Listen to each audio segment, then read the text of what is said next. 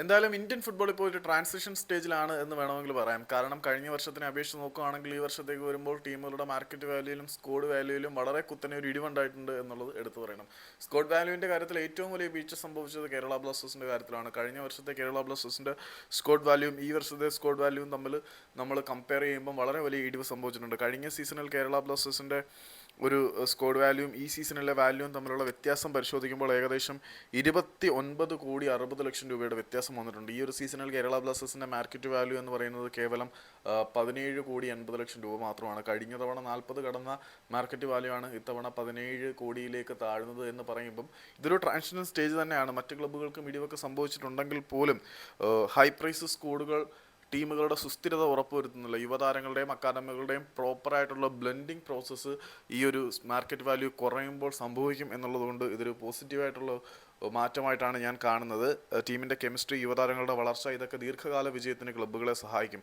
അതേസമയം മറ്റു ക്ലബ്ബുകളുടെ market value മുകളിലേക്ക് പോയോ എന്ന് ചോദിച്ചു കഴിഞ്ഞാൽ ഇല്ല. എല്ലാ ക്ലബ്ബുകൾക്കും സമാനമായിട്ടുള്ള ഇടിവ് സംഭവിച്ചിട്ടുണ്ട്. സീനിയർ താരങ്ങൾക്ക് പകരം യുവതാരങ്ങളെ ടീമിൽ ഉൾക്കൊള്ളിച്ചതും സ്ക്വാഡുകളുടെ റീബിൽഡിംഗ് പ്രോസസ്സും പരിക്കുകളും ഫോം നഷ്ടവും എല്ലാം തന്നെ ഇത്തരത്തിലൊരു അവസ്ഥയിലേക്ക് എത്തിച്ചിട്ടുണ്ട്. മറ്റു ടീമുകളുടെ മാർക്കറ്റ് വാല്യൂവിലെ ഇടിവിനെ സംഭവിച്ച് നോക്കുമ്പോൾ കേരള ബ്ലാസ്റ്റേഴ്സ് നമ്മൾ പറഞ്ഞല്ലോ, മോഹൻ ബഗാൻ സൂപ്പർ ജയൻസിൻ്റെ ഇത്തവണത്തെ മാർക്കറ്റ് വാല്യൂ വന്നിട്ട് 49,04,00,000 രൂപയാണ്.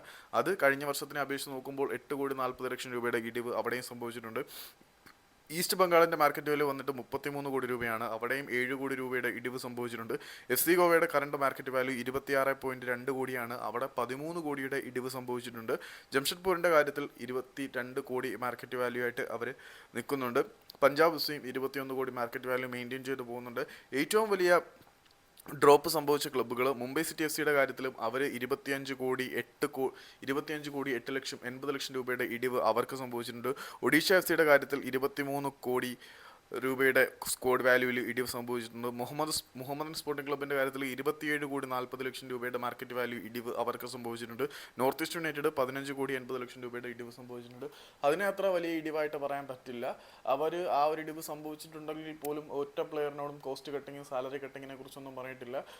അവരുടെ ഒരു സിസ്റ്റത്തിൻ്റെ പ്രോപ്പർ റീബിൽഡിംഗ് സ്റ്റേജിൽ കൂടിയാണ് പോകുന്നത്. അവർ യുവതാരങ്ങളെ കൊണ്ടുവരുന്നതിൻ്റെ ഭാഗമായിട്ട് സംഭവിച്ച ഇടിവാണ്, അല്ലാതെ ടീമിനെ ഉടച്ചു ചില ഒഴിവാക്കിയതല്ല. അവിടെ നോർത്ത് ഈസ്റ്റ് യുണൈറ്റഡിന് ഇടിവ് സംഭവിച്ചിട്ടുണ്ടെങ്കിൽ പോലും ഏറ്റവും പോസിറ്റീവായിട്ടുള്ള ഇടിവാണ് അവർക്ക് സംഭവിച്ചിട്ടുള്ളത്. മറ്റുള്ളവരെല്ലാവരും സാമ്പത്തിക ലാഭത്തിനും നിലനിൽപ്പിനും വേണ്ടിയിട്ടൊക്കെ വരുത്തിയ ഇടിവാണ്. ഏതായാലും സ്ക്വാഡ് വാല്യൂ കുറച്ചത് വളരെ വലിയ തിരിച്ചടിയായിട്ട് ഞാൻ കാണുന്നില്ല. ലോങ് ടേം വിഷൻസും സസ്റ്റൈനബിലിറ്റിയൊക്കെ നോക്കുമ്പോൾ യുവതാരങ്ങളുടെ ആ ഒരു ആവിർഭാവത്തിന് ഇത് ഉപകരിക്കും എന്നുള്ളതൊരു പോസിറ്റീവ് സൈഡാണ്.